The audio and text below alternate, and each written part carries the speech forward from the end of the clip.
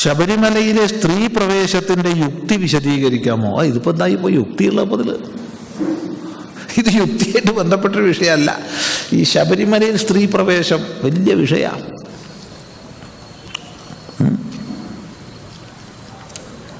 എന്ന് മാത്രമല്ല, സ്ത്രീ സമൂഹത്തിന് തന്നെ അപമാനമാണ്. എന്ത്? ശബരിമലയിൽ സ്ത്രീയെ കയറ്റാത്തത് സ്ത്രീ സമൂഹത്തിന് തന്നെ അപമാനമാണ് എന്നൊക്കെയാ തട്ടിവിടുന്നത്. നമുക്കൊന്ന് ചിന്തിക്കാം. ശബരിമലയിൽ ആർത്തവകാലീനകളായ സ്ത്രീകൾ കയറണോ കയറണ്ടയോ അത് വേറെ വിഷയം. അതിൽ സ്വാമിയുടെ അഭിപ്രായം എന്താ? അത് പിന്നെ പറയാം. എന്താ പറയാന്നറിയോ? പൊതുവേദി പറയില്ല എന്ന്.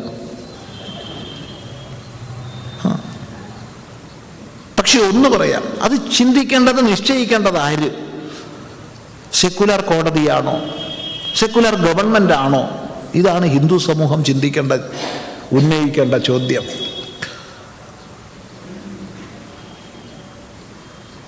സെക്കുലർ കോടതിയാണെങ്കിൽ, സെക്കുലർ ഗവൺമെന്റ് ആണെങ്കിൽ ഒരു ശബരിമലയല്ലേ ഉള്ളൂ. അതുകൊണ്ട് സ്ത്രീക്ക് ഇത്ര വലിയ അപമാനം. ലക്ഷക്കണക്കിന് മുസ്ലിം പള്ളികൾ, ഒരു പള്ളിയിൽ സ്ത്രീയെ കയറ്റുമോ? ഇതൊന്നല്ലേ ഉള്ളൂ, ഒന്നവിടെ നിൽക്കട്ടെ, വലിയ കുഴപ്പാ, സ്ത്രീക്ക് വലിയ അപമാന, അവിടെ നിൽക്കട്ടെ, സമ്മതിച്ചു. ലക്ഷക്കണക്കിന് മുസ്ലിം പള്ളികളിൽ ഒന്നിൽ സ്ത്രീയെ കയറ്റുമോ? ഒന്നിൽ കയറ്റും. മുജാഹിദ് വിഭാഗത്തിന്റെ പള്ളിയിൽ സൈഡിൽ ഒരു മുറി ഉണ്ടാവും. സൈഡിൽ, മുഖ്യമുറിയല്ല, അങ്ങോട്ട് പ്രവേശമില്ല. 10,000-കണക്കിന് ക്രിസ്ത്യൻ പള്ളികൾ ഇവിടെ ഉണ്ട്. ഒന്നില് പുരോഹിതകളായിട്ട് സ്ത്രീകളെ വെച്ചിട്ടുണ്ട്. ഉണ്ട്, അറിയാം. CSIയിലുണ്ട്, ചർച്ച് ഓഫ് സൗത്ത് ഇന്ത്യയിലുണ്ട്. വേറെ ഏതെങ്കിലും പള്ളിയിലുണ്ടോ? ഇല്ല. പ്രത്യേകിച്ച് ഈ കുമ്പസാരമൊക്കെ ചെയ്യുന്ന സന്ദർഭത്തിൽ സ്ത്രീ രഹസ്യങ്ങളൊക്കെ സ്ത്രീയോട് പറഞ്ഞാൽ കുറച്ചൊക്കെ നല്ലതല്ലേ? പല പൊല്ലാപ്പും ഒഴിവാക്കാലോ. ഒരു കോടതി മുണ്ടോ ഈ വിഷയം? സെക്കുലർ ആണെങ്കിൽ ഇതൊക്കെ നോക്കണ്ടേ? ഇത് ഹിന്ദുവിൻ്റെ കാര്യത്തിൽ മാത്രം അത്ര താല്പര്യം? ഇത് ചർച്ച ചെയ്യുമ്പോഴാണ് ഈ അടുത്ത കാലത്ത് വിവാദങ്ങളുടെ കുരുക്കിനുള്ളിലേക്ക് ശബരിമലയെ തളയ്ക്കുന്ന ബോധപൂർവമായ പരിശ്രമത്തെ നാം തിരിച്ചറിയേണ്ടത്. ഒരല്പം വിസ്തരിക്കാതെ തരമില്ല ഈ ചോദ്യം വന്നതുകൊണ്ട്. നമുക്ക് വളരെ അടുത്ത് ബന്ധമുള്ള, വളരെ പ്രായമുള്ള, മലപ്പുറം ജില്ലയിൽ എല്ലാവരും തന്നെ ഗുരുസ്വാമി എന്ന് വിളിക്കുന്ന ഒരാളുണ്ട്. അദ്ദേഹത്തിൻ്റെ പേര് PN നമ്പീശൻ എന്നാണ്. അദ്ദേഹം 10-75 കൊല്ലത്തിലധികമായിട്ട് ശബരിമലയിൽ എല്ലാ വർഷവും പോകുന്ന ആളാണ്. ഒരു വർഷം തന്നെ 5-6 പ്രാവശ്യമൊക്കെ പോകും. 75-ലധികം കൊല്ലമായിട്ട്. ഇപ്പോൾ 90-ലധികം വയസ്സുണ്ട്. ആദ്യകാലത്ത് പോകുന്ന ചരിത്രം അദ്ദേഹം നേരിട്ട് നമ്മളോട് പറഞ്ഞു തന്നിട്ടുണ്ട്. 2-3 പേര് വഴി വെട്ടി വൃത്തിയാക്കാൻ മുമ്പിൽ നടക്കും. പിന്നാലെ പൂജ ചെയ്യുന്ന ആള്. ഇവരൊരു 10-20 പേരുണ്ടാവും ആകെ ഒരു വർഷം. മക്കരം 1-ാം തീയതി അവിടെ എത്തത്തക്ക രീതിയിൽ ആ യാത്ര പോവുക. അന്ന് കരിമല വഴിക്കാ പോവുക. ഒരു 20 ആളധികം ഉണ്ടാവില്ല ആകെ. പിന്നെ അതങ്ങനെ ക്രമേണ വർദ്ധിച്ചു. എങ്കിലും 100 കണക്കിന് ആൾക്കാരായി ഒതുങ്ങി.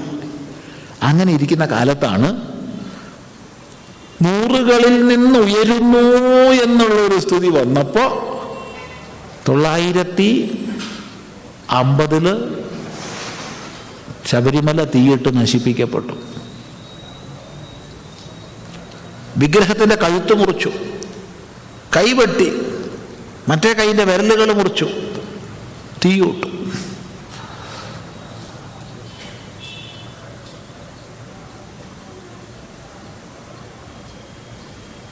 അതെ, ഉയർന്ന പോലീസ് ഉദ്യോഗസ്ഥൻ അന്വേഷണം ഏറ്റെടുത്തു. ജീവൻ ഒരുപാട് പ്രാവശ്യം വധഭീഷണി വന്നിട്ടും അദ്ദേഹം അന്വേഷണം പൂർത്തിയാക്കി. DIG കേശവമേനോൻ 1957 കേരള ഗവൺമെൻറ്റിന് റിപ്പോർട്ട് സമർപ്പിച്ചു. 100% ക്രിസ്ത്യാനികൾ കത്തിച്ചതാണ്, വെട്ടി നശിപ്പിച്ചതാണെന്ന് വ്യക്തമായി രേഖപ്പെടുത്തിക്കൊണ്ട്. ഇന്ന് വരെ ഈ റിപ്പോർട്ട് ഗവൺമെൻറ് പബ്ലിഷ് ചെയ്തിട്ടില്ല. എന്നാൽ അക്കാലത്ത് ദീനബന്ധു പത്രത്തിൽ ഇത് പ്രസിദ്ധീകരിച്ചിരുന്നു. ഇന്നത്തെ ഇലക്ട്രോണിക് മാധ്യമങ്ങളുടെ പ്രചാരം കൊണ്ട് ആ കോപ്പി ഇന്ന് പലരുടെ കയ്യിലുമുണ്ട് റിപ്പോർട്ടിൻ്റെ.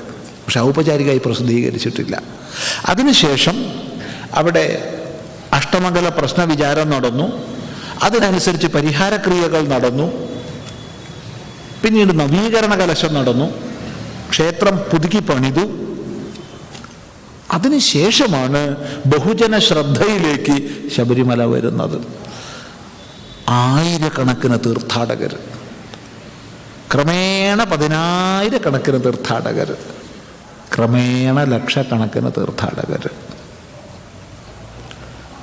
അങ്ങനെ കാലം മുന്നോട്ട് പോയപ്പോൾ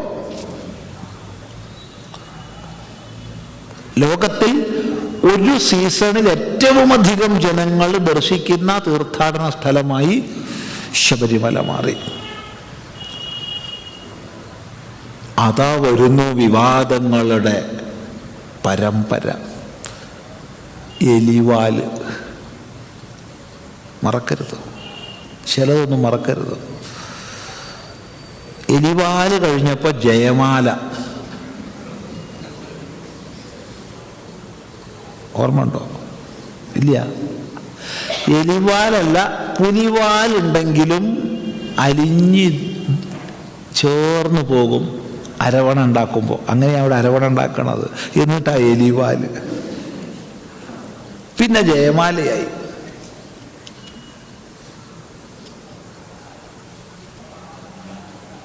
അതാ പുതിയ പുതിയ വിവാദങ്ങൾ ഒന്നിന് പിറകെ ഒന്ന്. ശബരിമല അയ്യപ്പൻ്റെ ഗുരുസ്ഥാനീയനായിരുന്നു വെളുത്തച്ഛൻ. അതുകൊണ്ട് ശബരിമല തീർത്ഥാടനം പൂർത്തിയാവണമെങ്കിൽ ആർത്തുങ്കൽ പള്ളിയിൽ പോയിട്ട് മാല ഊരണം, ആർത്തുങ്കൽ പള്ളിയിൽ വഴിപാട് ചെയ്യണം. എന്താ കാരണം? ശബരിമല അയ്യപ്പൻ്റെ ഗുരുസ്ഥാനീയനാണ് വെളുത്തച്ഛൻ. ഇത് പഴയ നാടകത്തിൻ്റെ പുതിയ രംഗമായിരുന്നു. ഏതായിരുന്നു പഴയ നാടകം?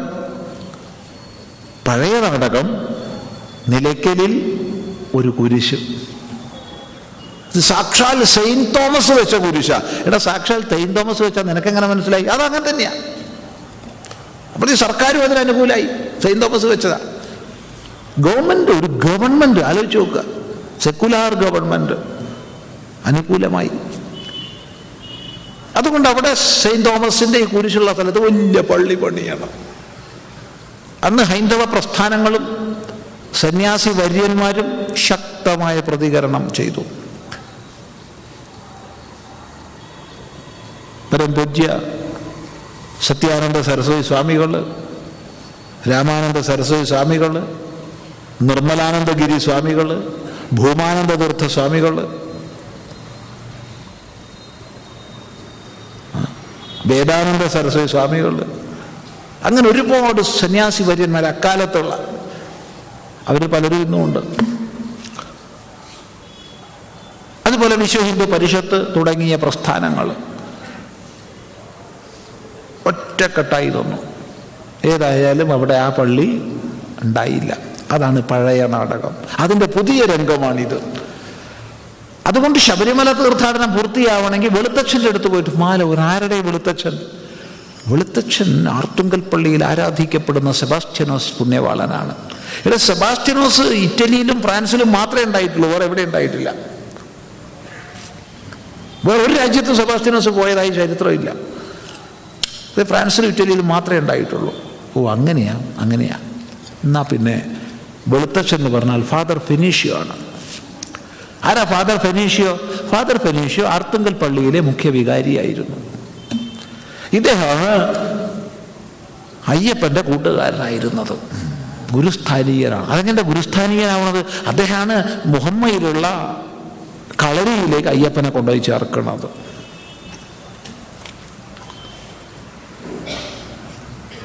നമ്മളെപ്പോലുള്ള ചില വർഗീയവാദികൾ ശക്തമായി ഇതിനെതിരെ പ്രചരിപ്പിച്ചു. ഇത് മഹാബുദ്ധിത്തമാണെന്ന് ചൂണ്ടിക്കാണിച്ചു. ഇപ്പോഴും ഇതിൻ്റെ പ്രചാരകന്മാർ പ്രവർത്തിക്കുന്നുണ്ടെങ്കിലും വേണ്ടത്ര നമ്മുടെ സമൂഹത്തിൽ യേശുന്നില്ല. വലിയൊരു പദ്ധതിയായിരുന്നു ഇത്. കാരണം തമിഴ്നാട്, ആന്ധ്രാപ്രദേശിൻ്റെ കോസ്റ്റൽ ബെൽറ്റുകളിൽ മതപരിവർത്തനം ഏറ്റവും അധികം തടഞ്ഞു നിർത്തുന്നതിന് കാരണക്കാരനായത് അയ്യപ്പനായിരുന്നു. അതുകൊണ്ട് അയ്യപ്പനിലുള്ള വിശ്വാസവും ആ തീർത്ഥയാത്രയുടെ വ്രതപാലനവും ഒക്കെ ഒന്ന് ഇല്ലാണ്ടാക്കാൻ കഴിഞ്ഞാൽ എളുപ്പമാണ് അവിടെ ബാക്കി കൂടി ക്രിസ്ത്യനൈസ് ചെയ്യാൻ. അപ്പതാ പുതിയ പ്രശ്നം വരുന്നു.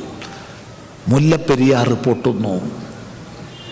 എത്ര പ്രാവശ്യം പൊട്ടി ഭഗവാനെ? ദാ പൊട്ടി പൊട്ടി പൊട്ടി എന്ന് പല പ്രാവശ്യം പറഞ്ഞു. അഥവാ പൊട്ടിയ പ്രജകളെ രക്ഷിക്കേണ്ട മന്ത്രി അടക്കം ഉപവാസം കിടന്നു. പൊട്ടിയില്ല. പക്ഷെ ആലോചിച്ച് നോക്കൂ, തോരാതെ മഴ പെയ്യുന്ന ജൂണിലോ ജൂലൈയിലോ ഇത് പൊട്ടുമെന്ന് അവന് സംശയമില്ല. പിന്നെ എപ്പോഴാണ് സംശയം? ഒക്ടോബർ. കാരണം തമിഴ്നാട്ടുകാരനെയും മലയാളിയെയും തമ്മിൽ അടുപ്പിക്കണം. ഇപ്പൊ കാവേരിയുടെ പ്രശ്നം പറഞ്ഞിട്ട് കർണാടകക്കാരനെയും തമിഴ്നാട്ടുകാരനെയും തമ്മിൽ അടുപ്പിച്ചു. എന്തൊക്കെ പദ്ധതി! ആരൊക്കെ ഇതിന്റെ പിന്നെ കളിക്കണമെന്നറിയോ? വലിയ നാടകങ്ങളാണ് ഇതിൻ്റെയൊക്കെ പിന്നിൽ. നമ്മൾ പലപ്പോഴും ഈ പാവക്കൂത്തിൽ പാവ കളിക്കണതേ കാണുള്ളൂ, ചരട് വലിക്കണത് ആരാന്ന് കാണില്ല. നമ്മൾ സഹോദരങ്ങളാണെന്ന് പറഞ്ഞ് ഒന്നിച്ച് നിൽക്കേണ്ടതാണ് തമിഴ്നാട്ടുകാരനും കർണാടകക്കാരനും.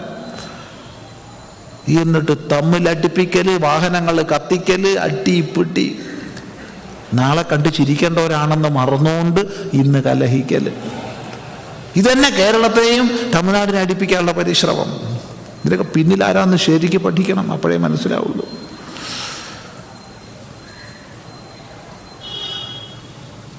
ഇന്നും നിലയെ തുടങ്ങിയ പരിപാടിയല്ല ഈ തമ്മിലടിപ്പിക്കൽ.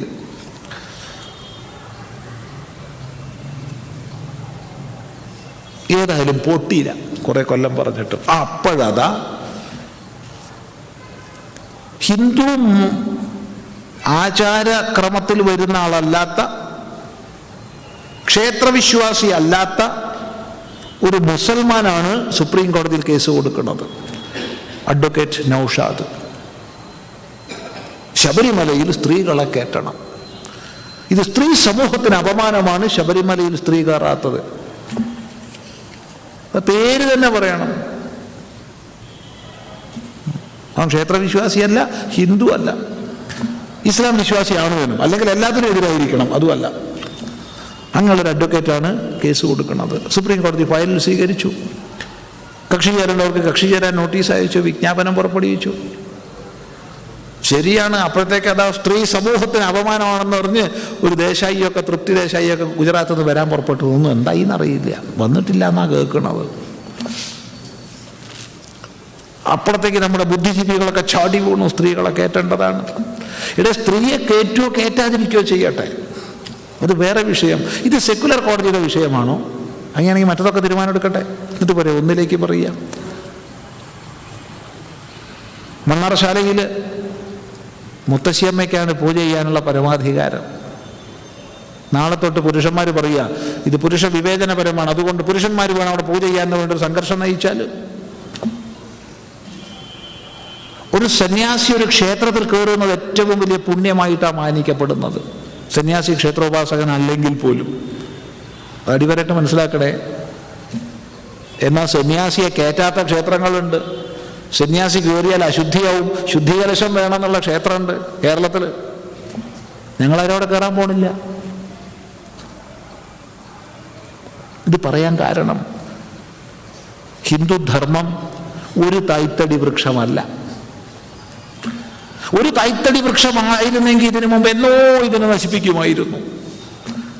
ആയിരക്കണക്കിന് തൈത്തടികളുള്ള പടർന്ന് പന്തലിച്ച വടവൃക്ഷം പോലെയാണ് ഹിന്ദുധർമ്മം.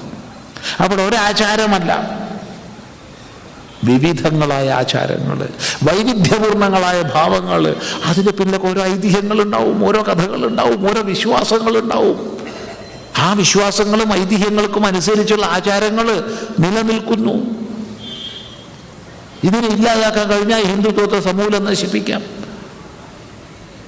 അതുകൊണ്ട് ഇതിൻ്റെയൊക്കെ പിന്നിൽ പ്രവർത്തിക്കുന്നവർ ഹിന്ദുവിനോ സ്ത്രീക്കോ വേണ്ടി പ്രവർത്തിക്കുന്നവരല്ല.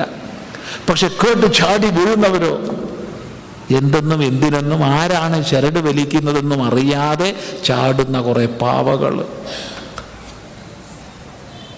ഇതാദ്യം മനസ്സിലാക്കുക. അപ്പോൾ ഈ ആചാരം ആര് നിശ്ചയിക്കണം? ശബരിമലയെ സംബന്ധിച്ച് വേദവിദ്വാൻമാർ, തന്ത്രശാസ്ത്ര വിദ്വാൻമാർ, വലിയ ഗുരുസ്വാമിമാർ, ക്ഷേത്രവിശ്വാസികളായ അമ്മമാർ, തന്ത്രി എല്ലാം ഒത്തുചേർന്ന് ഒരു വിദ്വൽ സദസ്സ് തീരുമാനിക്കട്ടെ. നമുക്ക് സ്വീകരിക്കാം, മാറ്റങ്ങൾ ഉൾക്കൊള്ളാം. അതല്ലാതെ ഇത് കോടതി പറയേണ്ട വിഷയം അല്ല എന്നുറപ്പിച്ച് പറയാൻ തൻ്റെ ഇടവും ചങ്കൂറ്റവും വേണം. പിന്നെ ചിലർക്കൊരു ധാരണ അതൊക്കെ അപ്പുറം ഇപ്പുറം പഠിക്കാണ്ട് ഇന്നിപ്പോൾ എല്ലാം ഒന്ന് എന്നാണ് പറയണത്. എല്ലാം ഒന്ന് എന്നാണ് പറഞ്ഞാൽ കേമനായി എന്നുള്ളതുകൊണ്ടാണ് പറയുക. നിശ്ചയമായിട്ടും വേണം. നാളെ തൊട്ട് പുരുഷന്മാർ പ്രസവിക്കണം എന്ന് പറഞ്ഞാൽ അപ്പോൾ എങ്ങനെയാണ് അപ്പോൾ നടക്കുക? നടക്കണ പരിപാടിയാണോ അപ്പോൾ അത് നടക്കാത്ത പരിപാടിയാണ്. സവിശേഷതകൾ ഓരോന്നിനും ഉണ്ട്. പണ്ട് കാലത്ത് 41 ദിവസം നീണ്ടു നിൽക്കുന്ന വ്രതചര്യ വൃശ്ചികം 1-ാം തീയതി തുടങ്ങി ധനു 10-ാം തീയതി വരെ. അതിനുശേഷമാണ് ശബരിമലയിലേക്ക് യാത്ര പുറപ്പെടുന്നത് മകരം 1-ാം തീയതി എത്താൻ തക്ക വിധത്തിൽ. ആ 41 ദിവസത്തെ വ്രതപാലനം ഒരു ആർത്തവകാരീനയായ സ്ത്രീക്ക് പാലിക്കാൻ കഴിയില്ല. ഇന്നിപ്പോൾ അതൊന്നും ഇല്ലല്ലോ സ്വാമി, ഇന്ന് മാലയിട്ട് നാളെ പോണില്ലേ? ആയിക്കോട്ടെ, അങ്ങനെയാണെങ്കിൽ സ്ത്രീകൾക്കും പോവാം. ഇങ്ങനെയാണെങ്കിൽ അല്ല, 41 ദിവസത്തെ വ്രതം പാലിച്ചുകൊണ്ട് പോണച്ചാൽ സ്ത്രീകൾക്ക് പറ്റില്ല. അപ്പം എന്ത് ചെയ്യാനാ? അതുകൊണ്ട് ഒരു 10-11 വയസ്സിന് മുമ്പ് പോവുക. ആർത്തവ വിരാമം വന്ന ശേഷം, വയസ്സ് പറയണില്ല, ആർത്തവ വിരാമം വന്ന ശേഷം, അത് 30 വയസ്സായാലും കുഴപ്പമില്ല, ഡോക്ടറെ സർട്ടിഫിക്കറ്റ് മതി ആർത്തവ വിരാമം വന്നിട്ടുണ്ടെന്ന് പോവുക. അതാണ് ഇപ്പം നിലവിലുള്ളൊരു സമ്പ്രദായം. അത് മാറ്റം വരുത്തണമെങ്കിൽ മാറ്റം വരുത്താം, തീർച്ചയായിട്ടും മാറ്റം വരുത്താം. മാറ്റാൻ പറ്റാത്തതൊന്നുമല്ല ആചാരങ്ങൾ. പക്ഷെ അത് മാറ്റേണ്ടത് നേരത്തെ സൂചിപ്പിച്ച പ്രകാരമുള്ള ഒരു വിദ്വത് സഭയാണ്. അപ്പോൾ സ്വാമിയുടെ അഭിപ്രായം എന്താ? സ്വാമി അഭിപ്രായം പുറത്തു പറയില്ല. എന്തുകൊണ്ടെന്നാൽ അത്തരമൊരു വിദ്വൽ സഭയിൽ ക്ഷണിക്കപ്പെട്ടാൽ നമ്മളും പോയി നമ്മുടെ അഭിപ്രായം പറയും. അല്ലാതെ പൊതുസമൂഹത്തിൽ ഓരോരുത്തരും ഓരോ അഭിപ്രായം പറഞ്ഞാൽ നമ്മുടെ ഹിന്ദു സമൂഹത്തിൽ ആശയക്കുഴപ്പമുണ്ടാവും. അതുകൊണ്ട് പ്രസ്ഥാനങ്ങളുമായി ബന്ധപ്പെട്ടവർ, ഞാൻ പറഞ്ഞ ഒരു 10 പേരെങ്കിലും കേൾക്കുന്നുണ്ട് എന്ന് വിശ്വസിക്കുന്നവർ ദയവായി വ്യക്തിപരങ്ങളായ അഭിപ്രായങ്ങൾ സമൂഹത്തിൽ പറയരുത്. വിദ്വൽ സഭയിൽ പറയാം, അത് രഹസ്യമായിട്ട്. അല്ലാതെ പറഞ്ഞാൽ ചിദാനന്ദപുരി സ്വാമിയുടെ അഭിപ്രായം ഇതാ, അവിടെ ഇതിനെ ഞാൻ അനുകൂലിക്കുന്നു എന്ന് സ്വാമിയെ പിൻപറ്റുന്ന കുറേ പേര് പറയും. പോവാം. ചിദാനന്ദപുരി സ്വാമി പറഞ്ഞു പോയിക്കൂടാ, അപ്പം അതിനെ പിൻപറ്റുന്ന കുറേ പേര് അത് പറയും. ഇങ്ങനെ അഭിപ്രായ വ്യത്യാസം ഉണ്ടാവും. ഇത് വലിയൊരു പ്രശ്നമായിട്ട് നമ്മുടെ സമൂഹത്തിലുണ്ട്. പ്രത്യേകിച്ച് ചില ഹൈന്ദവ പ്രസ്ഥാനങ്ങളുമായി ബന്ധപ്പെട്ടവർ ഇതിൻ്റെ ഗൗരവം ആലോചിക്കാതെ വ്യത്യസ്തങ്ങളായ അഭിപ്രായങ്ങൾ പറഞ്ഞതുകൊണ്ട് ആ പ്രസ്ഥാനങ്ങളിലുള്ള പ്രവർത്തകന്മാർ വരെ വിഹ്വലതയിലായി, ഏതാ ശരി ഏതാ തെറ്റെന്നറിയാതെ. അതുകൊണ്ട് പ്രസ്ഥാനങ്ങളിൽ പ്രവർത്തിക്കുന്നവർ പൊതുവേദിയിൽ അഭിപ്രായം പറയുമ്പോൾ വളരെ ശ്രദ്ധിക്കണം. ഉചിതമായ സ്ഥലത്ത് ഉചിതമായത് പറയാം, എല്ലാവരോടും എല്ലാം കയറി പറഞ്ഞേക്കരുത്. അത് ശ്രദ്ധിക്കേണ്ടതാണ്. അതുകൊണ്ട് നമ്മളെപ്പോലുള്ളവർ നിങ്ങൾക്ക് ആലോചിച്ചാൽ അറിയാം, ഒരു ദിവസം ചുരുങ്ങിയത് 2 സ്ഥലത്തൊക്കെ എത്തുന്നുണ്ട്. അപ്പം എത്ര 100 കണക്കിന് സ്ഥലങ്ങളിൽ നിന്ന് ചോദ്യം ചോദിക്കപ്പെട്ടിട്ടുണ്ടാവും ഇക്കാലത്തിനിടയ്ക്ക്. ഇന്ന് വരെ നമ്മൾ അഭിപ്രായം പറഞ്ഞിട്ടില്ല. പുറത്ത് അഭിപ്രായമുണ്ട്, വ്യക്തമായ അഭിപ്രായമുണ്ട്, പക്ഷെ പൊതുവേദി പറയില്ല. അത് ഉചിതമായ സ്ഥലത്ത് മാത്രം പറയും.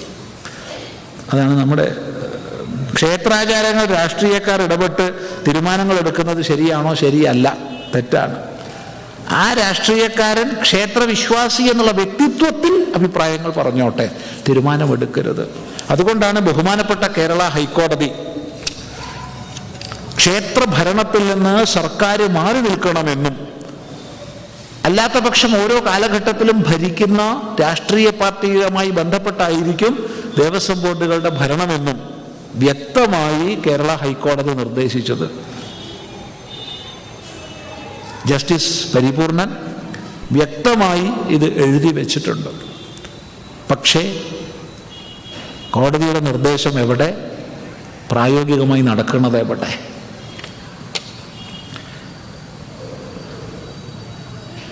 ഏകപത്നീവ്രതം, ഏകപതിവ്രതം എന്നിവയ്ക്ക് കുടുംബ ബന്ധത്തിൽ വല്ല പ്രാധാന്യവുമുണ്ടോ? കുടുംബം നമ്മുടെ സങ്കല്പം അനുസരിച്ചുള്ള കുടുംബത്തിൻ്റെ അടിത്തറ ഇതാ. അല്ല, കല്യാണം എന്ന് പറഞ്ഞാൽ, വിവാഹം എന്ന് പറഞ്ഞാൽ രണ്ടുപേർ ഒന്നിച്ച് ജീവിക്കാനുള്ളൊരു കോൺട്രാക്റ്റ് മാത്രമാണ് എങ്കിൽ ഇതിനൊരു പ്രസക്തിയുമില്ല. രണ്ടുപേർ ജീവിക്കാനുള്ളൊരു കോൺട്രാക്റ്റ്, ആ കോൺട്രാക്റ്റ് മാറ്റി ഒപ്പിടാം. അപ്പം നീ അവൻ്റെ കൂടെ പോവും, അവൻ എവളെ കൂടെ പോവും, ഇത്രയേ ഉള്ളൂ. ഒരു 2 വർഷങ്ങൾക്ക് മുമ്പ് നമ്മളെടുത്തൊരമ്മ വളരെ വിഷമം പറയാൻ വന്നിരുന്നു. അവർ വിഷമം പറഞ്ഞെന്ന് മാത്രമല്ല, നിങ്ങൾ വിശ്വസിക്കുമെന്നറിയില്ല, അവരുടെ ബ്ലൗസ് അഴിച്ചു മാറ്റി അവരുടെ ദേഹത്തിൽ ഏൽപ്പിക്കപ്പെട്ട മുറിവുകൾ നേരിട്ട് കാണിച്ചു തന്നു. എന്നിട്ട് അവർ സ്ത്രീപീഡനത്തിന് കേസൊന്നും കൊടുത്തിട്ടില്ല കേട്ടോ. എന്തിനാണെന്നറിയോ? വലിയൊരു ഓഫീസറാണ് ഇവരുടെ ഭർത്താവ്. അപ്പം അവർക്ക് അവരുടെ ഏതൊരു ക്ലബിൽ ഈ വൈഫിനെ എക്സ്ചേഞ്ച് ചെയ്യാമെന്നൊരു പരിപാടിയുണ്ട്.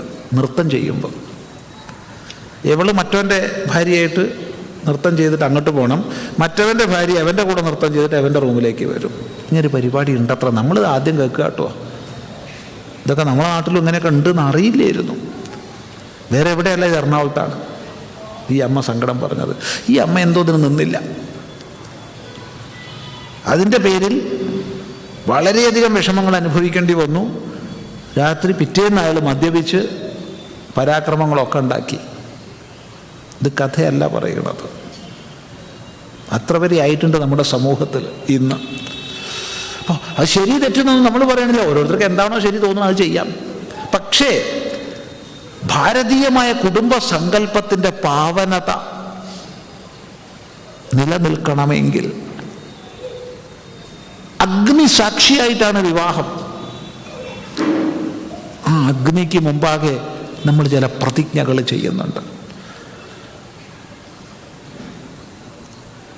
സുഖത്തിലും ദുഃഖത്തിലും, മാനത്തിലും അപമാനത്തിലും, ശീതത്തിലും ഉഷ്ണത്തിലും അവസാനം വരെ പിരിയാതെ ഒന്നായി എല്ലാം പങ്കുവെച്ച് ഒന്നിച്ച് കഴിയാനുള്ളൊരു പ്രതിജ്ഞ.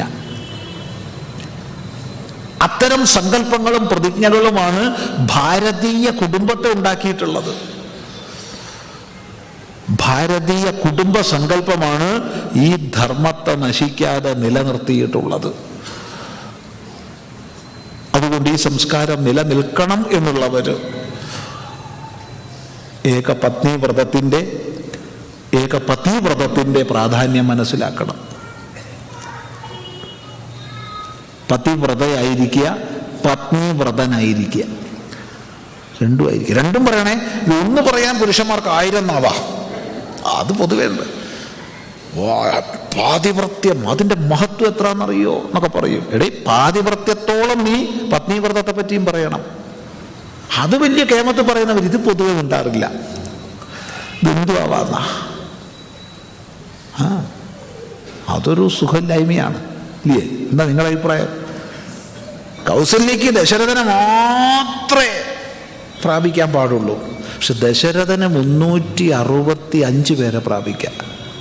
3 ഭാര്യമാരും 362 സ്ത്രീകളും. അതൊരു സുഖമുള്ള ഇടപാടാ. ദശരഥന് 362 സ്ത്രീകളുണ്ടായിരുന്നു, പ്ലസ് 3 ഭാര്യമാരും. ആ അഥവാ അത് ശരിയാവില്ല. അവിടെ ശ്രീരാമചന്ദ്രനാണ് മാതൃക, ദശരഥനല്ല.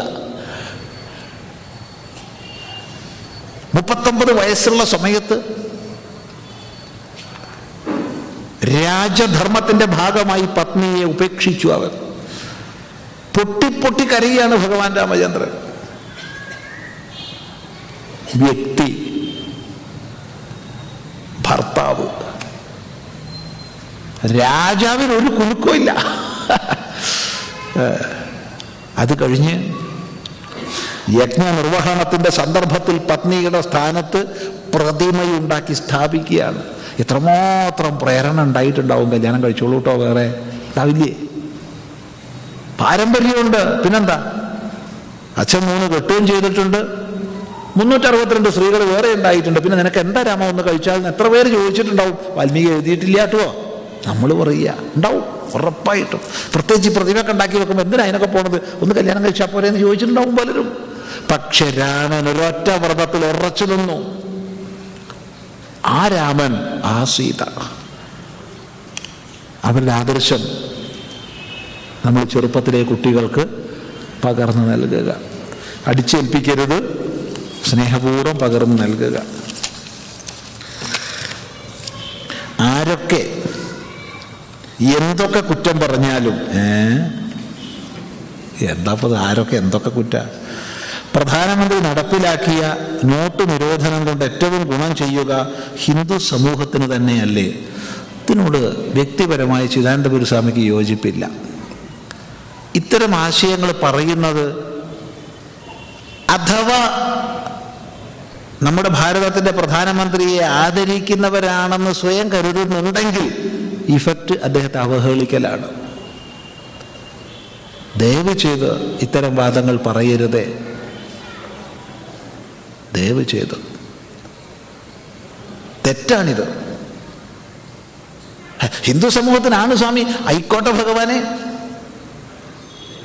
ഭാരതത്തിനാണ്, ഭാരതത്തിലെ പൗരന്മാർക്കാണ്. അവിടെ ഹിന്ദു മുസ്ലിം ക്രിസ്ത്യൻ വിഭജിച്ച് കാണരുത്.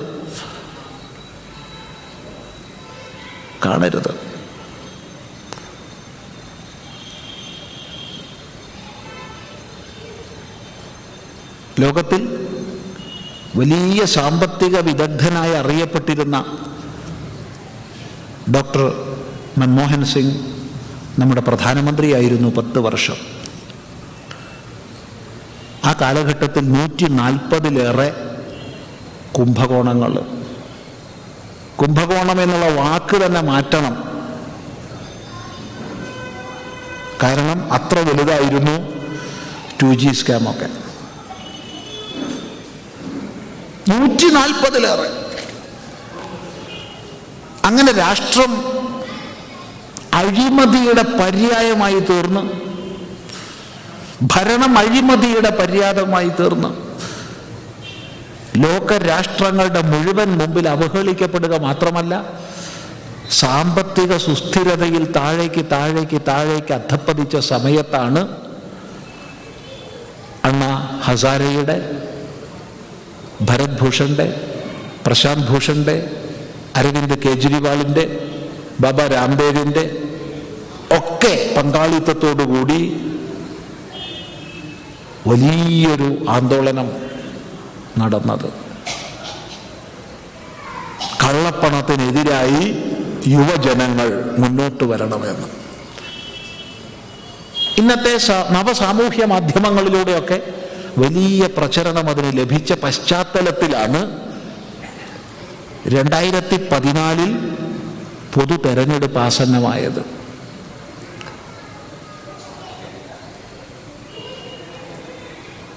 അന്ന് ഭാരതീയ ജനതാ പാർട്ടി നരേന്ദ്രമോദിയാണ്, ഗുജറാത്ത് മുഖ്യമന്ത്രിയായ നരേന്ദ്രമോദിയാണ് പ്രധാനമന്ത്രി സ്ഥാനാർത്ഥി എന്ന് പറഞ്ഞുകൊണ്ട് അദ്ദേഹത്തെ മുന്നോട്ട് വയ്ക്കുകയും ജനങ്ങൾക്ക് വലിയ വാഗ്ദാനം നൽകുകയും ചെയ്തു. ഒന്നാമത്തെ വാഗ്ദാനം, എന്നെ നിങ്ങൾ പ്രധാനമന്ത്രിയാക്കുകയാണെങ്കിൽ നാട്ടിൽ നിന്ന് കള്ളപ്പണം തുടച്ചു നീക്കാൻ എന്നാലാകുന്ന പരിശ്രമം ചെയ്യും. 2, കാശ്മീരിനുള്ള പ്രത്യേക പദവി എടുത്തു മാറ്റാൻ പരിശ്രമിക്കും. 3, ഏകീകൃത സിവിൽ നിയമം നടപ്പിലാക്കാൻ പരിശ്രമിക്കും. രാജ്യത്തിൻ്റെ വികാസം ഉറപ്പുവരുത്താൻ പരിശ്രമിക്കും. ഈ വാഗ്ദാനങ്ങളൊന്നും പൊള്ളടിത്തറയിൽ ഇരുന്നു കൊണ്ടുള്ളതല്ല. 10 വർഷം ഗുജറാത്ത് മുഖ്യമന്ത്രിയായി ചെയ്ത് കാണിച്ചു തന്ന കാര്യങ്ങളാണ്. അതുകൊണ്ട് ജനങ്ങൾ വിശ്വസിച്ചു. എത്രയോ വർഷങ്ങൾക്ക് ശേഷം കേവല ഭൂരിപക്ഷത്തോടു കൂടി വിജയിപ്പിച്ച് പ്രധാനമന്ത്രി കസേരയിലിരുത്തി. എല്ലാവരും ബാങ്ക് അക്കൗണ്ട് തുടങ്ങണം നിർദ്ദേശം വന്നു. ചിലർ തുടങ്ങി, ചിലർ തുടങ്ങിയില്ല. അപ്പോൾ ചില പ്രത്യേക യോജനകൾ ആവിഷ്കരിച്ചു. പ്രധാനമന്ത്രി ജൻധൻ യോജന പോലുള്ള യോജനകൾ. ആ യോജനകൾ നടപ്പിലാവണമെങ്കിൽ ത്രൂ ബാങ്ക് മാത്രമേ സാധിക്കൂ. എല്ലാവർക്കും ബാങ്ക് അക്കൗണ്ട് വേണം. എന്നിട്ടും മുഴുവനായില്ല. അപ്പോഴാണ് പുതിയൊരു തന്ത്രം കൊണ്ടുവന്നത്. സബ്സിഡി കിട്ടണമെങ്കിൽ ബാങ്ക് അക്കൗണ്ട് വേണം. സബ്സിഡി എന്ന് കേട്ട അപ്പം നമ്മൾ വീഴും. അപ്പം വീഴും, സംശയമില്ല. അരി വാങ്ങാൻ പോകുന്ന ആൾ സബ്സിഡി ഇല്ലയെന്നറിഞ്ഞ് നിരാശനാവുമ്പോൾ ശവപ്പെട്ടിക്ക് 10 രൂപ സബ്സിഡി എന്ന് കേട്ട അപ്പം നമ്മൾ അതിന് പോകും. അതാണ് നമ്മുടെ മനസ്സ്. സബ്സിഡി എന്ന് കേട്ട അപ്പം വീഴും. അപ്പോൾ സബ്സിഡി വേണമെങ്കിൽ ബാങ്ക് അക്കൗണ്ട് വേണം. അതാ തുടങ്ങിയല്ലോ ഭാരതീയ ജനത വ്യാപകമായി അക്കൗണ്ട്. ഏകദേശം 90% പേരും അക്കൗണ്ടായ സമയത്ത് അതാ പ്രഖ്യാപനം വന്നു. അപ്രഖ്യാപിത ധനം ഡിക്ലെയർ ചെയ്യാൻ നിങ്ങൾക്ക് അവസരം തരികയാണ്. അത് നീട്ടി എല്ലാ മാധ്യമങ്ങളിലൂടെയും പ്രചരിപ്പിച്ചു. റേഡിയോ തുറന്നാൽ അത്, TV തുറന്നാൽ അത്, ഡീസൽ അടിക്കാൻ പോയ പമ്പിൽ അത്, റോഡിൽ നോക്കി കഴിഞ്ഞാൽ അവിടെ അത്, പത്രങ്ങളിൽ അതെല്ലാം ലക്ഷക്കണക്കിന് പരസ്യം ചെയ്തുകൊണ്ട് അപ്രഖ്യാപിത ധനം ഡിക്ലെയർ ചെയ്യാനുള്ള ഒരവസരം കൊടുത്തു. അത് നീട്ടി അവസാനം പറഞ്ഞു ഇനി നീട്ടില്ല കേട്ടോ, സെപ്റ്റംബർ 30 അവസാനത്തെ ദിവസം. എന്നിട്ടും നീട്ടി. ഒക്ടോബർ 30 പറഞ്ഞു. അപ്പോൾ ജനങ്ങൾ വിചാരിച്ചു ഇനിയും നീട്ടും. ഇല്ല, ഇനിയില്ല. ഒക്ടോബർ 30, കൃത്യം ഒരാഴ്ച. എന്താ കാൽക്കുലേഷൻ നോക്കൂ. കഴിഞ്ഞു. നവംബർ 8 രാഷ്ട്രത്തോടുള്ള പ്രഖ്യാപനത്തിൽ പ്രധാനമന്ത്രി പറഞ്ഞു ഇനിയിപ്പോൾ കെട്ടിവെച്ച 500 രൂപയും 1000 രൂപയും ഒക്കെ നടപ്പില്ല. അതൊരു കാര്യം ചെയ്യാം, അതൊക്കെ ബാങ്കിൽ ഏൽപ്പിച്ചോളൂ. അല്ലാണ്ട് വേറെ ചില്ലാനം കൈകാര്യം ചെയ്യാൻ പറ്റില്ല. ബാങ്കിൽ ഏൽപ്പിച്ചോളൂ, പോസ്റ്റ് ഓഫീസിൽ ഏൽപ്പിച്ചോളൂ. അതിനും സമയം കൊടുത്തു. ധീരമായൊരു നടപടി. കാരണം 1971 ഇന്ത്യ പാകിസ്ഥാൻ യുദ്ധത്തിൽ പാകിസ്ഥാൻ പരാജയപ്പെട്ടതിന് ശേഷം എങ്ങനെ ഇന്ത്യയെ തകർക്കണം എന്നുള്ളത് ആലോചിച്ച് നടപ്പിലാക്കിക്കൊണ്ടിരിക്കുകയാണ് പല പദ്ധതികളിലൂടെ. ഏറ്റവും പ്രധാനപ്പെട്ട ഒന്ന് പ്രാദേശിക പാർട്ടികളെ വളർത്തുക. നമ്മൾ പലരും അറിയാതെ നമ്മളും ഇടപെടും വളർത്താൻ വേണ്ടിയിട്ട്. പ്രാദേശിക പാർട്ടികളെ വളർത്തുക വലിയൊരു നയമാണത്. 2, കള്ള നോട്ടുകൾ ഭാരതത്തിൻ്റെ സാമ്പത്തിക വ്യവസ്ഥയിലേക്ക് അടിച്ചു കയറ്റുക. അപ്പം ആ കള്ളനോട്ടൊക്കെ കോടിക്കണക്കിന് കള്ളനോട്ട് ഏതെങ്കിലും ബാങ്ക് കൊടുക്കാൻ പറ്റുമോ? ഓരോന്ന് തീ പിടിപ്പിക്കാൻ ഉപയോഗിക്കാന്നല്ലാണ്ട് വല്ലവരും പറ്റുമോ? ഇനി ഒന്നിനും പറ്റില്ല. പക്ഷേ നമ്മുടെ എക്കണോമിയിൽ കറങ്ങിക്കൊണ്ടിരുന്നത് വലിയ പങ്ക് കള്ളനോട്ടായിരുന്നു, വലിയ അളവ്. അതിൽ തന്നെ ഏറ്റവും കൂടുതൽ 500 രൂപയുടെ നോട്ടുകളായിരുന്നു, ഏറ്റവും അധികം. എത്ര കണ്ടെയ്നറുകൾ വന്നു എന്ന് എത്ര വിവരങ്ങൾ പലപ്പോഴായി പത്രങ്ങളും മറ്റും പ്രചരിപ്പിച്ചു. എന്ത് നടപടി ഉണ്ടായി ഇവിടെ. പക്ഷേ കള്ളപ്പണം ഇല്ലാതാക്കാനുള്ള ശ്രമങ്ങൾ ഇതിനു മുമ്പുള്ള എല്ലാവരും ചെയ്തിട്ടുണ്ട്, ഇല്ല എന്ന് പറയാൻ പാടില്ല. പ്രത്യേകിച്ച് പ്രധാനമന്ത്രി ഇന്ദിരാഗാന്ധിയുടെ കാലത്ത് വളരെ പരിശ്രമങ്ങൾ നടന്നിട്ടുണ്ട് കള്ളപ്പണം ഇല്ലാതാക്കാൻ. പക്ഷേ മരുന്ന് കൊണ്ട് മാറുന്നില്ല. ഒരുപാട് കാലം 30 വർഷത്തിലധികം 45 വർഷത്തോളം ഗുളികയും കഷായവും അരിഷ്ടവും കൊടുത്തു നോക്കി, മാറുന്നില്ല. ഇനിയിപ്പോൾ സർജറി അല്ലാതെ വേറെ വഴിയില്ല. അല്ലാണ്ട് ഇപ്പം എന്ത് ചെയ്യും? 10-40 വർഷം മരുന്ന് കൊടുത്തും മന്ത്രം ചെയ്തിട്ടും മാറ്റമില്ലാച്ചാ ഇനിയിപ്പോൾ ശസ്ത്രക്രിയ അല്ലാതെ വല്ലതും ചെയ്യാൻ പറ്റുമോ? ധീരമായ നടപടിയായിരുന്നു, ഒരു ശസ്ത്രക്രിയയായിരുന്നു. ശസ്ത്രക്രിയ വളരെ ക്ലേശകരമാണ്. ആശുപത്രി കിടക്കണം, വേദന സഹിക്കണം, പല ചിട്ടയിലും നമ്മൾ ജീവിക്കണം. എത്ര ക്ലേശമാണ് നമുക്ക് ഒരു ശസ്ത്രക്രിയക്ക് പോവാ പറഞ്ഞാൽ. അതുകൊണ്ട് കഴിയുന്നത് ഒഴിവാക്കാൻ നോക്കും. പക്ഷെ നിവൃത്തിയില്ല എന്ന് പറഞ്ഞാൽ ശസ്ത്രക്രിയക്ക് വിധേയമാകും. പിന്നെ എത്ര മാസം കഴിയണമെന്ന് മര്യാദയ്ക്ക് വേദന മാറാൻ അല്ലേ?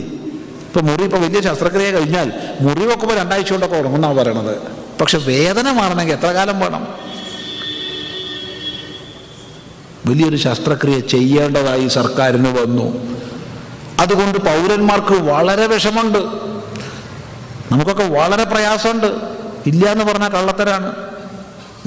പക്ഷെ ആ പ്രയാസം അനിവാര്യമാണ്. രാഷ്ട്രത്തിന് വേണ്ടി ആ ദുഃഖം, ആ ക്ലേശം സഹിക്കാൻ നമ്മൾ തയ്യാറാവണം. ഇല്ലെങ്കിൽ എന്ത് രാഷ്ട്രം? പക്ഷേ മാധ്യമങ്ങൾ ഒന്ന് ആലോചിച്ചു നോക്കൂ. 2002 മുതൽ ഒരു വ്യക്തിക്ക് നേരെ തിരിഞ്ഞു നിന്ന് എന്നും അവഹേളിച്ചും നിന്ദിച്ചും മാത്രം നരഭോജി, നരാധമൻ എന്നൊക്കെ എഴുതി പിടിപ്പിച്ചു. ഇങ്ങനൊരു ലോകത്തിലൊരു നേതാവ് ഉണ്ടാവുമോ? ഇത്രയ്ക്ക് പീഡിപ്പിക്കപ്പെട്ടൊരു നേതാവ്? സകല മാധ്യമങ്ങളും അദ്ദേഹത്തിന് നേർക്കാം. നരഭോജി, നരാധമൻ. നമ്മൾ ഗുജറാത്തിൽ എല്ലാ മാസവും പോയി താമസിക്കുന്ന ആളാണ്. 5 ദിവസം ഗുജറാത്തിൽ ആശ്രമമുണ്ട്. 87 മുതൽ ഗുജറാത്തിൽ താമസിക്കുക. ആദ്യം 3 കൊല്ലം അവിടെ താമസിച്ചു. പിന്നെ എല്ലാം ഇപ്പോഴും ഇടയ്ക്കിടയ്ക്ക് പോവുക. ഇപ്പോൾ 2009 മുതൽ എല്ലാ മാസവും പോകുന്നുണ്ട്. അവിടെ വന്ന മാറ്റങ്ങൾ നമ്മൾ കണ്ടറിഞ്ഞിട്ടുണ്ട്. 947 മുതൽ ഗുജറാത്തിൽ എത്ര വർഗീയ കലാപങ്ങൾ നടന്നു? 1000കണക്കിന് പേരാണ് മരിച്ചത്. പക്ഷേ 2002 ശേഷം ഇന്ന് വരെ വലിയൊരു വർഗീയ കലാപം ഉണ്ടായിട്ടില്ല. ബീഹാറിലുണ്ടായപ്പോഴും ഉണ്ടായിട്ടില്ല, UP-യിലുണ്ടായപ്പോഴും ഉണ്ടായിട്ടില്ല, ബംഗാളിലുണ്ടായപ്പോഴും ഉണ്ടായിട്ടില്ല, ഗുജറാത്തിലുണ്ടായിട്ടില്ല. അന്ന് അടിച്ചമർത്തിയതാ. നരഭോജിയാണത്ര. ഒന്ന് ആലോചിച്ച് നോക്കൂ. 1100 ചില്ലാൻ പേരാണ് അന്ന് കലാപത്തിൽ മരിച്ചത്. 600 ചില്ലാൻ മുസ്ലിങ്ങളും 400 ചില്ലാൻ ഹിന്ദുക്കളും. എന്നാൽ ഇന്ദിരാഗാന്ധി വധിക്കപ്പെട്ടതിന് ശേഷം ഡൽഹിയിൽ 3100 ചില്ലാൻ സിഖുകാരാണ് കൊല്ലപ്പെട്ടത്. ഒരു ഹിന്ദു കൊല്ലപ്പെട്ടിട്ടില്ല, ഒരു മുസ്ലിം കൊല്ലപ്പെട്ടില്ല, ഒരു ക്രിസ്ത്യൻ കൊല്ലപ്പെട്ടില്ല. ഏകപക്ഷീയമായ വംശീയ അക്രമമായിരുന്നു അത്. അന്ന് ആരെ നരഭോജി ഇതൊന്നും വിളിച്ചില്ലല്ലോ. ഏകപക്ഷീയമായ ഒരു സമൂഹത്തെ, സിഖ് സമൂഹത്തെ ഉന്മൂലനം ചെയ്യാനായിക്കൊണ്ടുള്ള ആസൂത്രിതമായ അക്രമ പരമ്പരകളായിരുന്നു. ഇതല്ല, ഇത് 2 കൂട്ടരും മരിച്ചിട്ടുണ്ട്. ഇത് സംഘടനകളായിരുന്നു. ഇതാണ് സത്യം. ഇന്നും നിങ്ങൾ പോയിട്ട് ഇന്റർനെറ്റ് പോയിട്ട് ഗൂഗിളിൽ പോയിട്ട് number 1 criminal in the world അടിച്ചു നോക്കൂ. ആരാ വരിക എന്ന്? Top 10 criminals of the world അടിച്ചു നോക്കൂ. നമ്പർ 1 ആരാ വരിക നോക്കൂ. നരേന്ദ്രമോദിയാണ്. ബിൻ ലാദൻ അല്ല. ചിന്തിക്കുക. IS അല്ല. നരേന്ദ്രമോദിയാണ് ഏറ്റവും വലിയ ക്രിമിനൽ. വല്ലാത്തൊരു അഭിമാനരഹിതമായൊരു സ്ഥിതിവിശേഷം.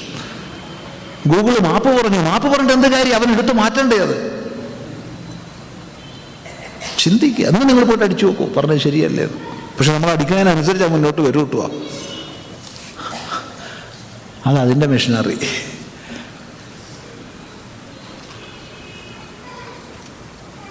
എന്നിട്ടും ധീരമായൊരു നടപടിയുമായി മുന്നോട്ട് വന്നു.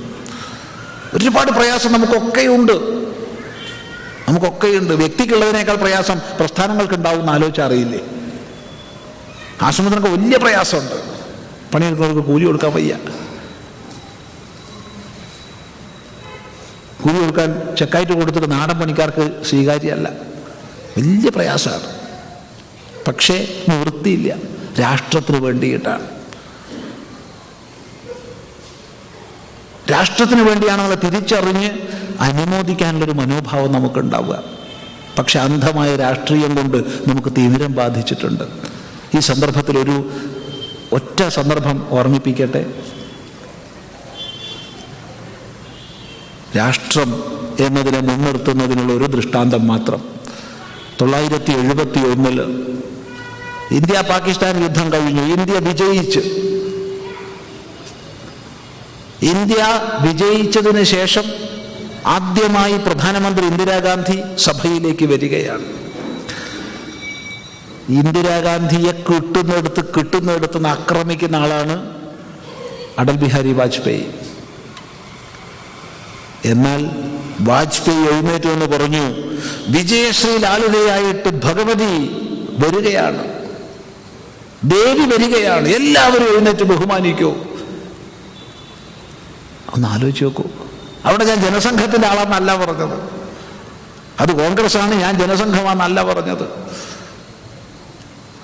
ഭാരതത്തിൻ്റെ വിജയക്കുറി പാടിച്ച പ്രധാനമന്ത്രി സാക്ഷാൽ ഭഗവതി വരികയാണ്, ആദരിക്കൂ എന്നാ പറഞ്ഞത്. അതാണ് രാഷ്ട്രം, മറ്റത് രാഷ്ട്രീയം. ചിന്തിക്കുക. അതുകൊണ്ട് ഈ കള്ളപ്പണം എത്ര തരത്തിലാ? കള്ളനോട്ടല്ല പ്രധാനം, സ്വിസ് അക്കൗണ്ടുകളല്ല പ്രധാനം. ഏറ്റവും പ്രധാനം റിസർവ് ബാങ്കിൻ്റെ വ്യവസ്ഥയ്ക്ക് വിരുദ്ധമായി പ്രവർത്തിക്കുന്നതാണ്. അതിൽ പ്രധാനപ്പെട്ട ഒരു പങ്ക് കോപ്പറേറ്റീവ് ബാങ്കുകൾക്കുണ്ട്. 2 കുഴൽപ്പണം. അതിനേക്കാൾ കൂടുതലാണ് കള്ളനോട്ട്. ഇത് കള്ളനോട്ട് 100% ഇല്ലാണ്ടാക്കാൻ കഴിഞ്ഞു ഒറ്റ നടപടി കൊണ്ട്. അൺഡിക്ലെയർഡ് ഇൻകം അല്ലെങ്കിൽ അൺഡിക്ലെയർഡ് ആയിട്ടുള്ള കാശ് എന്നുള്ളത് ഡിക്ലെയർഡ് ആക്കാൻ സാധിച്ചു. ഇതുകൊണ്ട് പൈസ ഇല്ല എന്ന് പറഞ്ഞവരൊക്കെ ലക്ഷങ്ങളല്ലേ ഡെപ്പോസിറ്റ് ചെയ്യണത് ബാങ്കിൽ. ഇത് എവിടുന്ന് വന്നു? തലേന്ന് വരെ പൈസ ഇല്ല പറയുക, പിറ്റേന്നോട്ടത് ആ ഓട്ടത്തോടോട്ടം. എത്ര കോടിയാ വന്നത്? അതിൻ്റെ പ്രതിഫലനം നമ്മൾ കാണണമെങ്കിൽ 6 മാസം കഴിയണം. ഏകദേശം കണ്ടു തുടങ്ങി ഈ ബജറ്റിൽ തന്നെ. ശ്രദ്ധയോടുകൂടി ബജറ്റ് പഠിക്കുന്നവർക്കറിയാം, മാറ്റം കണ്ടു തുടങ്ങി. അതുകൊണ്ട് രാഷ്ട്രീയ തിമിരം നമുക്ക് അന്ധത തരാതിരിക്കട്ടെ. Congress government, BJP government, Marxist government, Janata Dal government എന്ന് പറയരുത്. ഇന്ത്യൻ ഗവൺമെൻറ്റിന് പെർപ്പച്വൽ സക്സഷൻ ഉണ്ട്. ആ ഒരു കാഴ്ചപ്പാട് നമുക്കുണ്ടാവട്ടെ. അത് ആ വിഷയത്തിൽ പറയാനുള്ളൂ. അതുകൊണ്ട് ഹിന്ദുവിന് ഗുണമായിട്ടുള്ളത് ചെയ്തു വെച്ചാൽ പ്രധാനമന്ത്രി ചെയ്യുന്ന ഏറ്റവും വലിയ അനീതിയാണെന്നേ ഞാൻ പറയൂ. ക്രിസ്ത്യാനിക്ക് ഗുണകരമായത് ചെയ്താൽ പ്രധാനമന്ത്രി ചെയ്യുന്ന അനീതിയാണ്. മുസ്ലിമിന് അനുകൂലമായിട്ടുള്ള ചെയ്താൽ പ്രധാനമന്ത്രി ചെയ്യുന്ന അനീതിയാണ്. ഭാരതത്തിന് അനുകൂലമായത് ചെയ്യുകയാണ് പ്രധാനമന്ത്രിയുടെ കർത്തവ്യം. അത് നിയമം പാലിക്കുന്നവർക്ക് അനുകൂലമാവും. അത് ഹിന്ദുവിനെന്ന് വേർതിരിച്ച് പറയുന്നതിനോട് നമുക്ക് വ്യക്തിപരമായി ഒട്ടും യോജിപ്പില്ല എന്ന് ഇവിടെ രേഖപ്പെടുത്തുകയാണ്.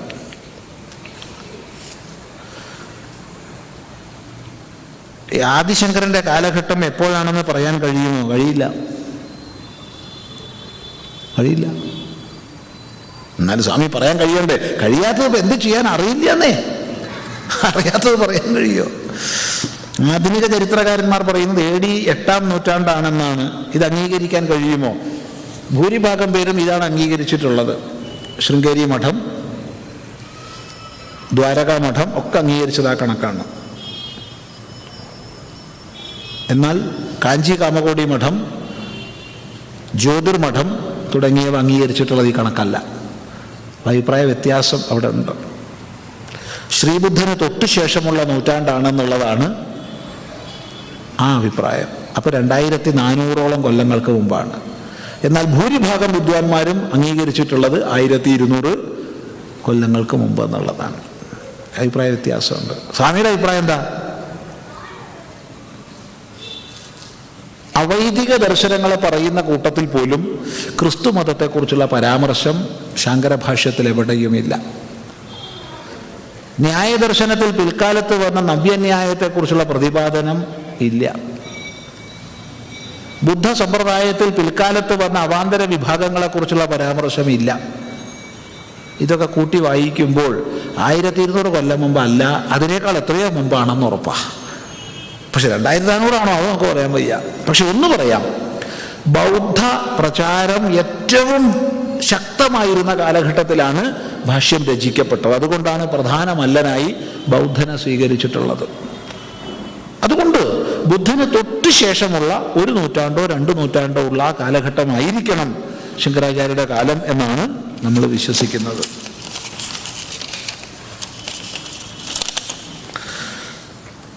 എൻ്റെ സുഹൃത്തിൻ്റെ അഭിപ്രായം ഇങ്ങനെയാണ്: എനിക്ക് സാമാന്യം നല്ല ശമ്പളമുണ്ട്, സന്തോഷം, കേൾക്കണാനൊരു സന്തോഷമാണത്. കാരണം എത്ര കിട്ടിയാലും പോരാന്ന് പറയണതാണ് നമ്മുടെ സ്വഭാവം. അപ്പോൾ ഒരാളെങ്കിലും എനിക്ക് നല്ല ശമ്പളം ഉണ്ടെന്ന് പറഞ്ഞല്ലോ, അത് സന്തോഷം. സുഹൃത്ത് നല്ല സുഹൃത്താവട്ടെ. പ്രാരബ്ധങ്ങളൊന്നുമില്ല, അത് പൊട്ടത്തരാണ്. പ്രാരബ്ധം ഇല്ലാത്ത അയാളെ ദേഹം ഉണ്ടാവുമോ? പ്രാരബ്ധമുള്ളതല്ലേ ദേഹം നിലനിൽക്കണത്. പ്രാരബ്ധം കഴിഞ്ഞാൽ ദേഹം നിൽക്കുക. ഇപ്പോൾ ചിദാനന്ദ സ്വാമി ഇവിടെ ഇരുന്ന് പ്രസംഗിക്കുന്നുണ്ടെങ്കിൽ അത് ഇയാളുടെ പ്രാരബ്ധം കൊണ്ടാണ്. നടക്കണുണ്ടെങ്കിൽ പ്രാരബ്ധം കൊണ്ടാണ്, നിൽക്കണുണ്ടെങ്കിൽ പ്രാരബ്ധം കൊണ്ടാണ്. പ്രാരബ്ധം ഏത് നിമിഷം പോയോ അന്ന് വീണ് മരിക്കും. ഒരു ദിവസം പിന്നെ ഇരിക്കില്ല. പ്രാരബ്ധം കഴിയാണ്ട് കെട്ടി തൂങ്ങിയാലും ചാവുകയില്ല. 8 പ്രാവശ്യം കെട്ടി തൂങ്ങിയ ആളെ നമ്മൾ കണ്ടിട്ടുണ്ട്. 8 പ്രാവശ്യം. പറഞ്ഞാൽ വിശ്വസിക്കുമോ? സത്യമാണ്. 8 പ്രാവശ്യം കെട്ടി തൂങ്ങി.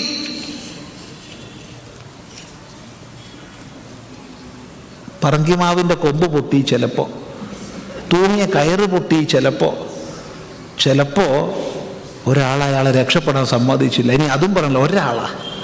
കാരണം ഈ കക്ഷി ഒരേ പറമ്പിൽ ആണ് തൂങ്ങാൻ പോവാറ്. ധാരാളം പറങ്കിമാവൊക്കെ ഉള്ള ഈ തൂങ്ങണ സമയം അതെന്താന്ന് മനഃശാസ്ത്രജ്ഞന്മാർ ഈ കൂട്ടത്തിലുള്ളവർ ആലോചിക്കേണ്ടതാണ്. ഒരേ സമയത്ത് അയാൾക്ക് ഈ തൂങ്ങാനുള്ള പ്രവണത വരിക രാവിലെ ഒരു 4-4:15 ശേഷം ഉള്ള സമയമാണ്. ഈ സമയത്താണ്. അന്ന് ഈ കക്കൂസുകളൊന്നും അധികമില്ല, സ്വച്ഛ ഭാരതൊന്നും അല്ല. അപ്പോൾ വെളിക്ക് പോകാൻ വേണ്ടിയിട്ട് അച്യുതായെന്ന് പറഞ്ഞ ആൾ പോകും. അയാളാണ് ഇയാളെ കാണുകയും രക്ഷപ്പെടാൻ സമ്മതിക്കാതിരിക്കുകയും ചെയ്യുക. അങ്ങനെ 7 പ്രാവശ്യം പരാജയപ്പെട്ടപ്പോൾ ഇയാൾ നിശ്ചയിച്ചു, ഞാൻ ഇനി പരാജയപ്പെടില്ല. അക്കാലത്തായി നൈലോൺ മിക്സുള്ള കോട്ടൺ കയറിറങ്ങിയത്. അത് മേടിച്ച് രാത്രി തന്നെ മൂപ്പര് പറങ്കിമാവ് ഉപേക്ഷിച്ച് പ്ലാവ് തിരഞ്ഞെടുത്തു. നല്ല ഉറപ്പുള്ളതാ, പൊട്ടില്ല. താഴെ കൊമ്പിൽ തൂങ്ങുന്നത് കൊണ്ടാണല്ലോ രാജനായർ കാണുന്നത്. അതുകൊണ്ട് മുകളിലത്തെ കൊമ്പ് തിരഞ്ഞെടുത്തു.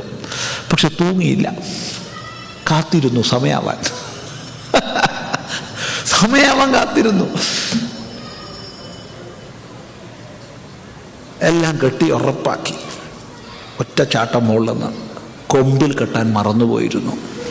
താഴെ വീണു, നട്ടെല്ല് പൊട്ടി, അരയ്ക്ക് താഴോട്ട് സ്വാധീനം ഇല്ലാണ്ടായി.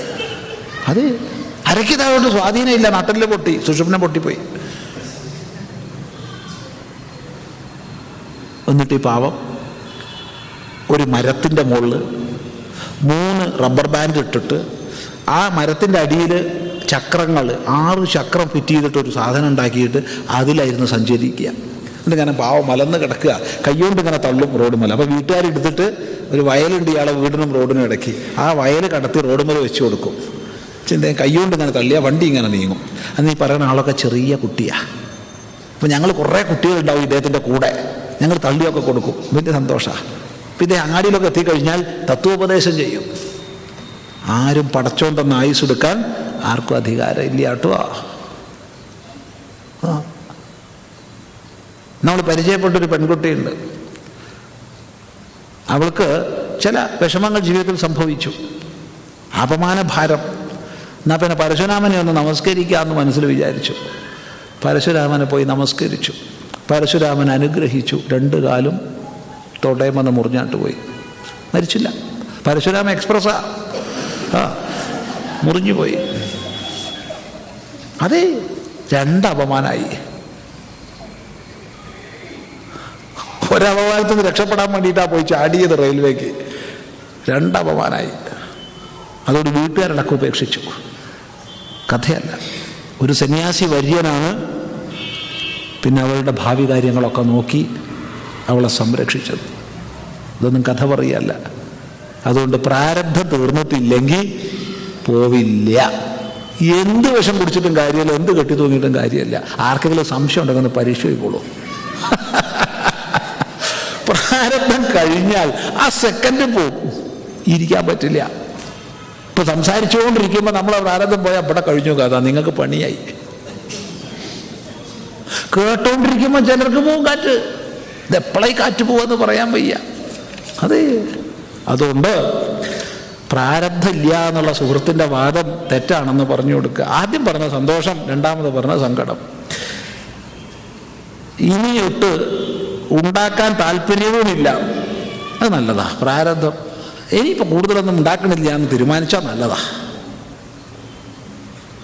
അപ്പം അദ്ദേഹം വേദാന്ത വിചാരത്തിൻ്റെ ആഴങ്ങളിലേക്ക് പോകണുണ്ടാവുന്ന മനസ്സിലാക്കുന്നത്. അങ്ങനെ ഇപ്പോൾ പ്രാരബ്ധം ഇല്ലാണ്ടാക്കാൻ പറ്റും, വേറെ വഴിയില്ലല്ലോ. അതുകൊണ്ട് തന്നെ കല്യാണം, കുടുംബം ഇവയിലൊന്നും താല്പര്യമില്ല. പിന്നെ ലൈംഗികത, അതിന് കല്യാണം കഴിക്കേണ്ട ആവശ്യവുമില്ല. ആവുന്നത്ര അടിച്ച് പൊളിച്ച് ജീവിക്കണം, അത്ര തന്നെ. ഇങ്ങനെ പറയുന്നവരോട് എന്ത് മറുപടി കൊടുക്കാൻ സാധിക്കും? എടേ, അയാൾക്ക് സന്തോഷമുണ്ടെങ്കിൽ എന്ത് മറുപടി കൊടുക്കാൻ? അയാൾ സന്തോഷമായിട്ട് ഇരിക്കട്ടെ. കല്യാണം കഴിക്കേണ്ടെന്ന് ആഗ്രഹമുള്ള ഒരാളോട് നീ കല്യാണം കഴിക്കണം കഴിക്കണം കഴിക്കണം എന്നൊരു പെൺകുട്ടിയുടെ ജീവിതം കൂടി നശിപ്പിക്കണം? തെറ്റാണ് ആ സമീപനം. പിന്നെ അയാൾക്ക് എങ്ങനെയെങ്കിലും ഒരു സന്തോഷം ഉണ്ടെങ്കിൽ അത് കണ്ട് നമുക്കും സന്തോഷം തോന്നുന്നല്ലേ വേണ്ടത്. അതുകൊണ്ട് ആ സുഹൃത്തിനോട് ഐക്യദാർഢ്യം പ്രകടിപ്പിച്ചുകൊണ്ടാണ് സിദ്ധാന്ത ഗുരുസ്വാമി ഇരിക്കുന്നത്. പക്ഷെ ഒന്നുണ്ട്, ഈ സന്തോഷമുണ്ട് എന്നുള്ളത് സത്യമായിരിക്കണേ, കള്ളത്തരാവരുതേ. കള്ളം പറയാൻ എല്ലാവർക്കും എളുപ്പം കഴിയും. ഉള്ളിൻ്റെ ഉള്ളിൽ നിന്ന് സന്തോഷമുണ്ട്. ആ സുഹൃത്തിനെ കണ്ടാൽ, അദ്ദേഹത്തിന് മുഖം കണ്ടാൽ മനസ്സിലാവും സന്തോഷം ഉണ്ടോ ഇല്ലയോ. അദ്ദേഹത്തിന് രണ്ട് വാക്ക് കേട്ടാൽ മനസ്സിലാവും സന്തോഷം ഉണ്ടോ ഇല്ലയോ. നല്ലാണ്ട് മനസ്സിലാവില്ല. ഇത് സുഹൃത്തിൻ്റെ സുഹൃത്ത് എഴുതിയതാണല്ലോ, അതുകൊണ്ട് നമുക്ക് മനസ്സിലാവില്ല. അത് കണ്ടാലേ മനസ്സിലാവുള്ളൂ സന്തോഷം ഉണ്ടോ ഇല്ലയോ. ശരിയായ സന്തോഷം അയാൾക്കുണ്ടെങ്കിൽ, സ്വാമി അത് മദ്യപിച്ചിട്ടാണെങ്കിലോ ആയിക്കോട്ടെ, അതിനെന്താ കുഴപ്പം? സന്തോഷം ഉണ്ടായാൽ പോലെ പോരാ. ഞാൻ എതിർക്കില്ല അയാളെ. എന്ത് ചെയ്തിട്ടായാലും അയാൾക്ക് സന്തോഷം ഉണ്ടെങ്കിൽ അതിൽ നമുക്ക് സന്തോഷം.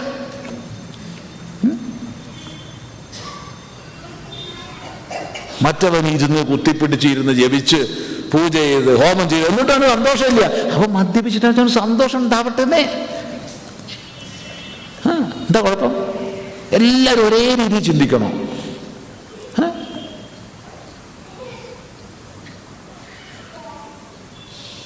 ചിന്തിക്കാം. അതുകൊണ്ട് എങ്ങനെയാവട്ടെ എനിക്ക് സന്തോഷമുണ്ട് എന്നുള്ളത് സന്തോഷം.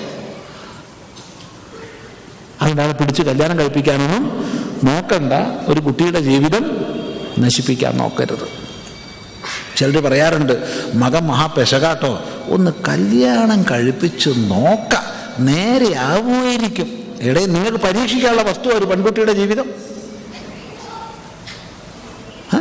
ചിലർ പറയാറുണ്ട്, സ്വാമി കുട്ടി മദ്യപാനിയാ, ഒന്ന് കെട്ടിച്ച് നോക്കിയാൽ നേരെ ആവുമോ? നോക്കണേ, എന്തൊരു ദുഷ്ടന്മാരായി ഈ പറയുന്ന അച്ഛനമ്മമാര്. ഒരു പെൺകുട്ടിയുടെ ജീവിതം നശിപ്പിക്കാൻ അവർ നോക്കുന്നത്, മഹാഭാപികൾ. ഇവൻ്റെ മോനെ നേരെയാക്കാൻ, നേരെയായിട്ട് മതി കെട്ടിക്കുക, അതിനു മുമ്പ് വേണ്ട. സന്യസിക്കണം എന്നുള്ളൊരു സന്യസിച്ചോട്ടെ, കെട്ടണം എന്നുള്ളൊരു കെട്ടിക്കോട്ടെ, രണ്ടും സന്തോഷം. ഇതൊന്നുമില്ല, ഞാനീ പറഞ്ഞ പോലെ ജീവിക്കുകയാണ്, സന്തോഷം. അയാൾക്ക് സന്തോഷം ഉണ്ടായാൽ മതി, ഇത്രയേ നമുക്കുള്ളൂ. അപ്പൊ സ്വാമി നാളെ എന്താവും? നാളെ ഇപ്പം നമുക്ക് ആർക്കെങ്കിലും എന്താവും എന്ന് ആർക്കെങ്കിലും അറിയോ? ആർക്കറിയാം? ആർക്കെങ്കിലും ഇവിടെ അറിയോ നാളത്തെ കഥ? ഇല്ല, അറിയില്ല. ചിന്തിക്കുക, നമുക്ക് ആർക്കും അറിയില്ല നാളത്തെ കഥ. ഓർമ്മിക്കുക.